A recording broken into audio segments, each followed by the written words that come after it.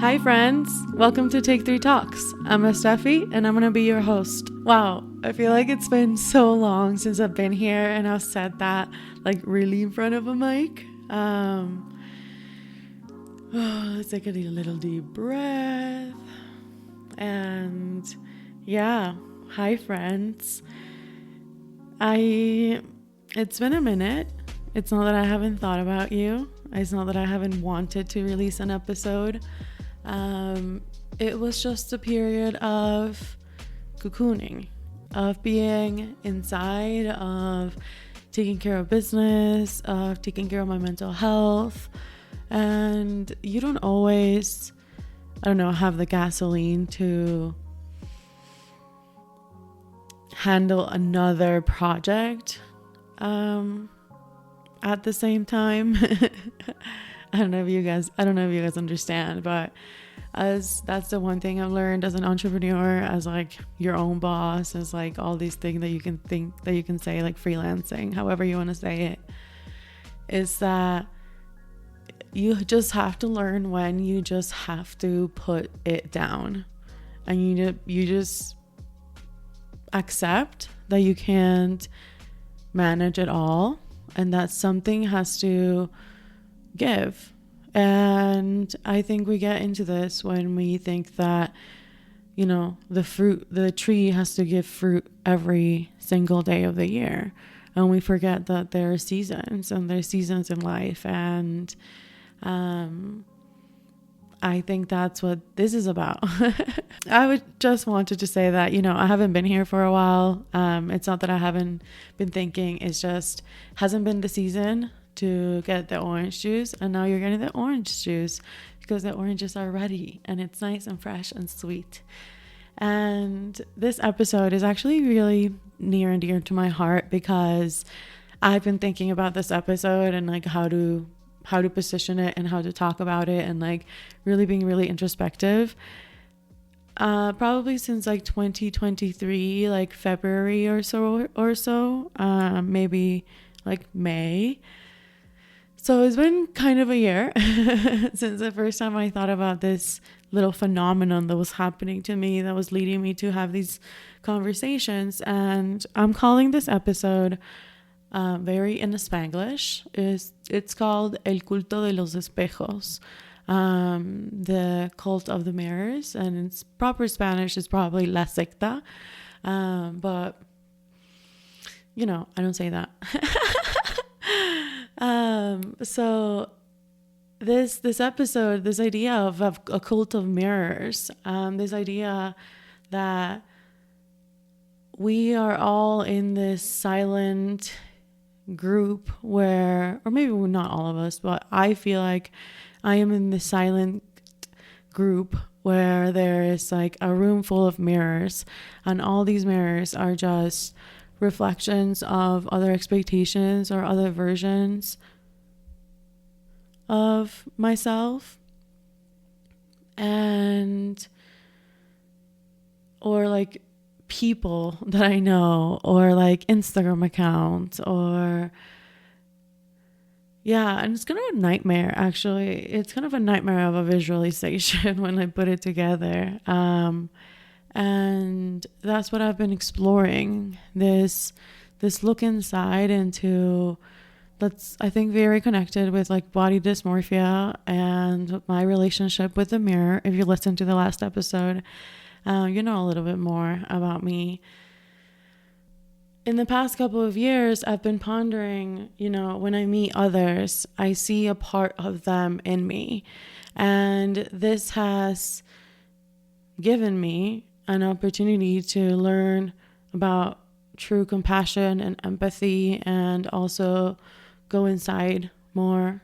And I've been meditating a lot in this time that I haven't been producing the podcast and recording and editing. And I graduated as a sound healer in Tibetan singing bowls and the Himalayan art of sound healing. And I've been holding spaces through sound healing, and it's still sound.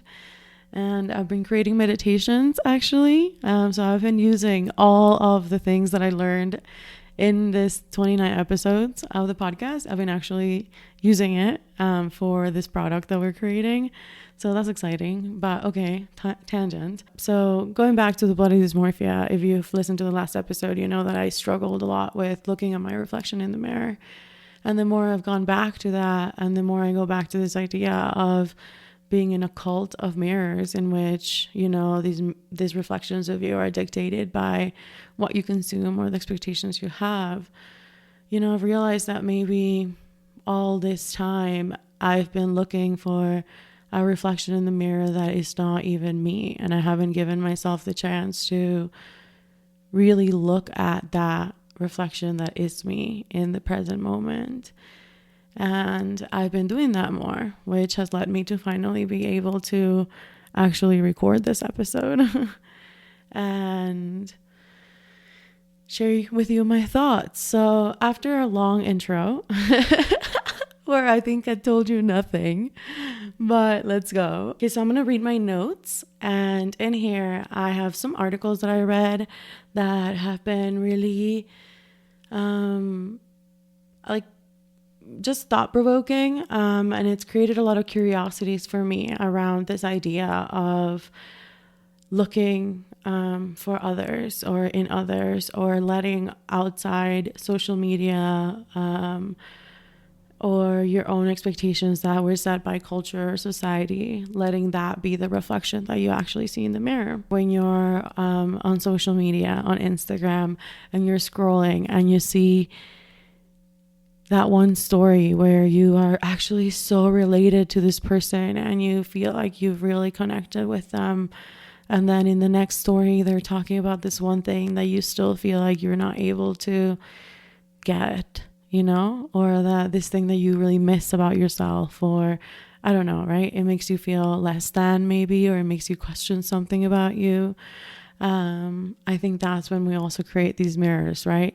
When we're looking at other people to validate or to create our reality. I think that's what like social media is kind of like. There's this word I love, like tergiversar, like social media is like kind of impacting our idea of reality and like real human interaction and our digital interactions. And I think that this is when we create mirrors of ideas and stories that then when you're trying to look at yourself and you're trying to be like, oh my God, like, hey, like, you know, these are my wins, these are my losses, let me do a retrospective of my own. Like, you can't even remember what you've done because you've spent all this time focusing on what other people, on what, you know, what other people's stories are, because you see them as a reflection of you. And that's, I think that's a thought that I ponder upon a lot, because I couldn't recognize my own reflection in the mirror for so long. And it was because I had this idea of what I thought I should look like, or what I thought society wanted me to look like, that I couldn't even recognize myself, that I find myself sometimes going down a rabbit hole of with certain people or posts or stories or things I listen to outside. And of course, I think that says a lot about like ego and stuff, but I think that I wanted to put this out here today and see what you thought, because we're constantly looking outside to like find permission to really see our worth, really value our worth, really value our reality. Like, we're waiting, or we're consuming all of this really negative, and not only negative, but like reality, right? The genocide in Palestine. We're seeing the suffering videoed, right? We've been seeing this, where we're a generation that has grown up on the internet, you know, at least my generation. And well, we kind of grew up seeing the internet be born, you know? So I remember like the little like you had to call and then it's like, you know, I don't know, I'm not doing the sound right, but Estefi from production will put the sound here. But you guys remember when we had to like call in, like I had to ask my mom to like give me permission to use the internet from her office because you could only use a computer at a time. And when you would log into MSN and they'd be like, okay, I have to go. Or when emails first were created, or like MySpace. Yeah, that's funny. Okay, tangent. So with this thought, as I was like writing this, I was thinking, oh, like, by trying to be other people or trying to keep up with these trends or trying to keep up with this thing that we see, comparing ourselves, right? We end up creating this like homogenous culture, and we end up creating this homogenous like types of thinkers and doers. And it's funny because we talk about homogenous, and here I am like having a podcast, another person who thinks has to have a podcast. What's more like mainstream than that and like homogenous than that, but let's stay with the point, guys.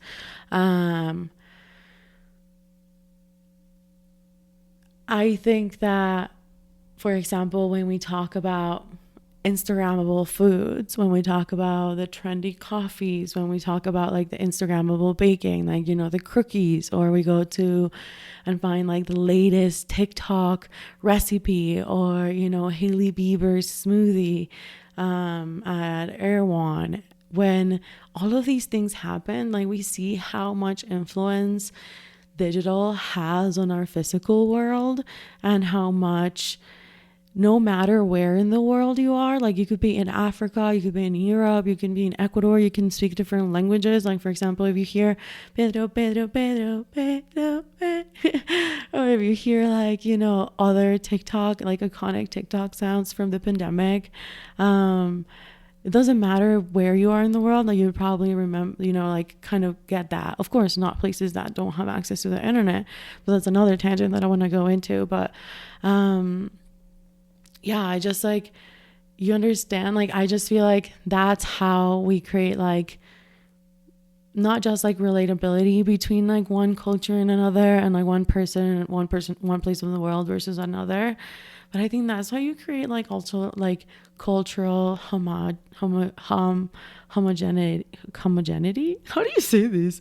Like homogeneity, like and that just got me like when something like when in culture like something is very like similar, and like I feel like all of these things that people are jumping on, like all of our houses look the same.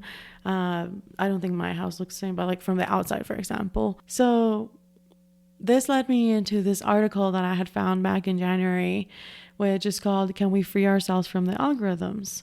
And it's a really cool article. I'll leave it in the show notes. But it basically talks about how trends, our language, and our culture sometimes makes us all end up looking, wanting, having the same things, looking and inhabiting homogeny. So yeah, this is where the homogenous kind of came from. And I just really, really wonder how much we actually think about how much all of this dictates our day-to-day or our thought process. And like, for example, having a business on social media, how much it consumes you and how much it changes you and how much it like doesn't allow you to expand if you're not consuming things outside of social or outside of digital, let's just say. So yeah, I think that was like super interesting from this article. And this article basically was talking about this book called Filter World. So super interesting. It's a kind of like a review of the book. Highly recommend going to see it. But it says, in reading Filter World, one sees the impact of social media, the highly visual platforms of Instagram and TikTok in particular, as well as streaming platforms like Spotify, not only on design and music trends, but also on consumer habits as well. And I think that that's something that we should really think about when we're thinking about how we're creating already or pre-creating expectations of ourselves of how we should perform, what the type of content we should create, and we're letting ourselves be influenced by what we think would go best in this specific channel or in this specific mirror reflection. You know, it's kind of like that same control, I kind of feel like. And of course, it's not a lot of people can relate to this. If you don't have like specific body image issues or eating disorder, I don't know how this feels like in different people, you know, but I just see so much of a connection between like our reflection, comparison, our rejection of our reflection and the image and the skin suit we inhabit, based on basically like fake little Sims that appear in our mirrors, you know? And I know that this sounds very like wackadoodle maybe, but just like, I just feel like the more we stay in this like funnels, like our social media, for example, our feed, it literally knows exactly what we need and what we're looking for. Like when I talk about Palestine, for example, like I'm consuming a lot of that, and the algorithm, of course, feeds that, and I don't see anything from the other side. And of course, it also makes me feel better because I don't get angry, but we're then like kind of putting ourselves into tunnels and tunnel visions, and we're not able to then like create a reflection of like this person that looks very different, thinks very different, you know, believes very different, and they're still human beings, and we should still be able to see a version of us in them in terms of like compassionate, but and like the fact that they're human beings, because if we don't stay soft and we don't see the humanity in everyone, then we're all doing that same thing of forgetting the worth of the value of each human. And I don't know, I just feel like all of these thoughts are kind of connected, and I wish I could sit in the room and just like talk about this with others. And I hope that this episode gives you a little bit of, you know, that little like thought-provoking candy into your brain to think about how are the things you're consuming, or how are the things that you're saying, or the language you're using, how is it all impacting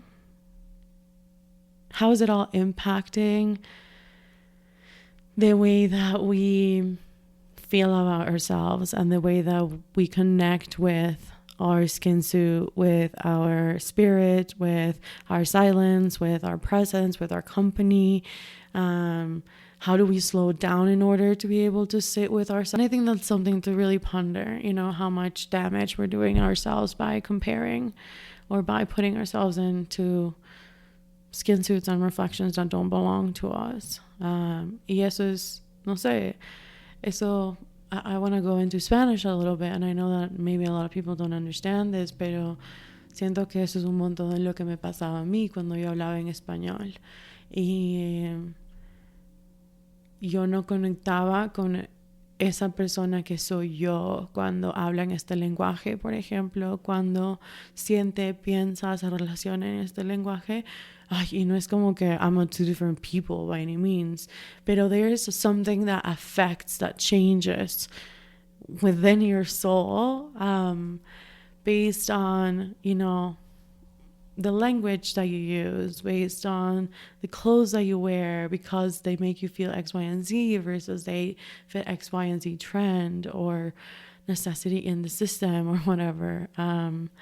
And I don't know, I wanted to bring this up here. I think it's very interesting. And when I went into researching more about cultural homogeny, I really need to get this together. Like, this is 18 minutes and I still can't say like cultural homogeny. But then when I went into DuckDuckGo, because as a browser I use, I researched, you know, what the connection of cultural homogeny is with, you know, social media and like capital and colonialism, and of course like, you know, productivity and everything. But I wanted to bring up this article specifically, or this research study from or this little like research paper from Oxford. Oxford Research Encyclopedia of International Studies. And it says cultural homogenization, ethnic cleansing, and genocide. And this was actually, just like, hear me out before you like cancel me. This was published in print in March 1st, 2010. And then it was published online November 30th, 2017. And I wanted to just read what it was talking about, and how it was saying that cultural homogenization is understood as a state-led policy aimed at cultural standardization. And it's an overlap between state and culture. And it's like an ideological construct, right? And then it's saying that on the other side, for example, genocide and ethnic cleansing, meanwhile, can be described as a form of social engineering. So very interesting. Again, it's somebody creating this specific setting for us. And radical homogenization. Together, these concepts can be seen as a part of a continuum when considered as part of the process of state building, where the goal has often been to forge cohesive, unified communities of citizens under governmental control. Homogenizing attempts can be traced as far back as ancient medieval times, depending on how historians choose to approach the subject. Ideally, however, the history of systematic cultural homogenization begins at the French Revolution. With the French Revolution, the physical elimination of ideological culture opponents was pursued, together with a broader drive to nationalize the masses. This mobilizing, homogenizing thrust was widely shared by the usual factitious French revolutionary elites. Homogenization later peaked during the 20th century when state nationalism and its attendant politics emerged, resulting in a more coordinate, systematic approach towards cultural standardization. Nowadays, there are numerous methods of achieving homogenization, from interstate wars to forced migration, and even to more subtle shifts in social-political climate brought about by neoliberal globalization. So, I feel like a lot of words, we went down there, but I'll post this all in the show notes so that you guys have the links and what I'm reading. So I just wanted to bring this up and think about how we are interacting with our communities, with the places where we are currently. Are we being curious enough about getting out of our phones and learning about other places, other countries, about what is it that makes other people unique, what keeps cultures, what stories, did you talk to your grandma? Are you talking to your aunts, your uncles? Are you talking to your siblings? And are you taking notes? I always think about this, how am I keeping the stories alive? How am I keeping, my grandpa's favorite songs or their favorite food? And I think my main homework from this podcast will be maybe keeping a little notes on my phone and asking my parents for my grandparents and their favorite foods, when keeping a journal. And asking people more of those questions and reminding people that I love them, because I think that the more that we see the uniqueness in other people, the more we remember that we're wildly different, that we come from wildly different contexts, the more that we ask each other more vulnerable conversations instead of trying to create a version of what we think they are in order for us, ourselves, to feel more related to them. That's kind of creating these little fake versions of reflections in the mirror. And I want this space, I want to inaugurate the podcast again, and I want to welcome you here, and I want to tell you that this place is a space where we're going to ask ourselves uncomfortable, off tangent conversations that may make our lives a little bit better. And I would like for you to ask questions. I would like for you to tell me the type of curiosities that you have. You can email, you can go on the website, in the show notes, you can comment there. I'm pondering if I should keep the Instagram for the podcast or not. But so maybe you could comment there if that's where you are and that's where you want to reach me. But I'd like to know, what you thought about this topic. I'd like to know what came up for you when you think about, have I been looking at myself in the mirror exactly as I am? Oh, also, I'm going to leave some of my favorite Spotify songs. Like you can listen to them in anywhere, but I'm going to leave my favorite songs that I've been really connecting and tapping into myself. And that has been connecting me so much with my body and just the love I have and just fucking grounding me, to be honest. Sometimes when I don't have the words to tell myself, I just listen to things and I say them out loud, and they're they just work. I'm just saying them. So I'm gonna put those in the show notes too. But yeah, I just wanted to welcome you to this space where I share all the resources, the things that I have in my brain, the tangents, the vulnerable spaces I can hold with other people, the curiosities that I have, and hopefully they make you just think about it a little bit more. Think about how you are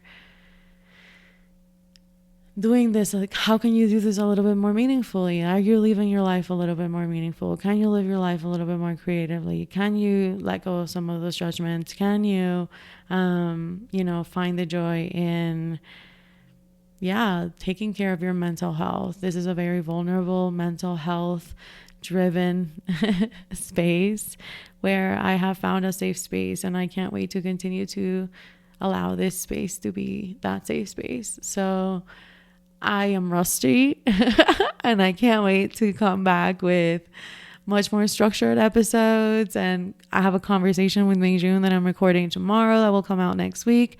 I can't promise you a specific schedule. I can promise you content, and I can promise you that I'll try my best, and I'll come on here and hopefully we can have conversations. And maybe one day you'll be able to call in, and I'll have my little radio show where we just shoot the shit, and we have a little set of TakeThree talks, what this third take in a more meaningful creative life kind of has done to me. It's opened me up to vulnerability, to slowness, to faith, to entrepreneurship, to a lot of financial learnings and maturing, a lot of maturing, and a lot of looking at myself in the mirror, butt naked, and actually accepting, touching myself and my belly, and don't get weird here, and letting my curls down, and learning to take care of my hair, and learning to eat 3 meals a day, and learning to take care of myself. Someone said yesterday how I'm fatter now than I was in 2020 or 2019. And I just can't believe someone said that. Someone asked me that. They're like, oh wow, she's so much fatter now than she was. Why? Well, I'm finally taking care of my body, and I'm allowing it to take up space instead of shrinking and holding on to my breath and holding on to my belly and, hoping the rolls in my back are going to suddenly disappear if I do enough X, Y, and Z, or drink enough X, Y, and Z water and do X diet or whatever. So yeah, a lot of learning, a lot of accepting the life that I have. The also loving the blessings I have, surrendering to the things I can't control, and appreciating, being grateful, because none of this I could have ever dreamt of. And yeah, I guess that's what I meant when we took a little step and jumped into TakeThree, and now I have a place to talk. And I also have, a chance to just make life up as we go, right? We're trying our best. So take care of yourself, take care of your mental health, take care of your emotional health, take care of your physical health. I have some really great apps that I can recommend. Download the How We Feel app, download the Insight Timer app. Maybe I'll do a whole episode on apps I love and why I love them. Major actually, finally decided to download the app. I recommended him and he thanked me for it. He actually told me that it added to his life. So yeah, read up the show notes. I actually redesigned the homepage for the landing page for the podcast. So it looks really beautiful, if I do say so myself. So I'll continue to be redesigning our website. It's been a long process and I'm trying to be compassionate with myself. And yeah, thank you for being here. Last time I was recording episodes, I was sleeping till 4 a.m, unable to gather myself, crying. And thank you for everyone to talk through all those episodes. Thank you, friends. So yeah, thank you so much. And thank you, friends, for being here. I really, really, really appreciate you. And yeah, thank you for coming to this episode that kind of felt like a longest intro and just chit chat with a friend. So I love you. And yeah, take care of yourself. Bye, friend.